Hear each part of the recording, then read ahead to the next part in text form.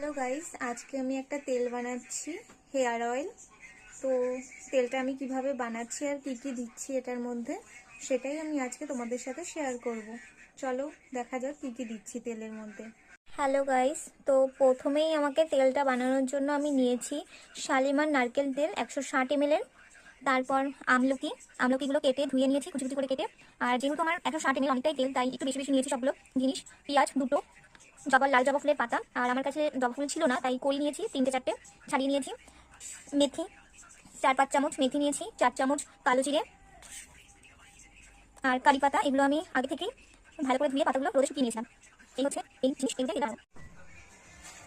তো তোমাদের তো দেখালাম তেল গরম হয়ে গেছে, তাই আমি যেহেতু আমলকিগুলো একটু বড় বড় কেটেছি, তাই আমলকিগুলো আমি একটু প্রথমে দেবো, যাতে মানে আমলকি হতে তো একটু দেরি হবে, তাই।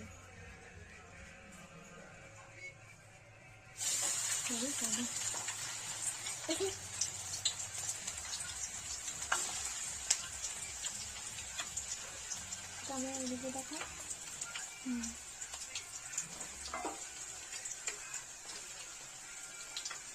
দেখে তোমরা দেখে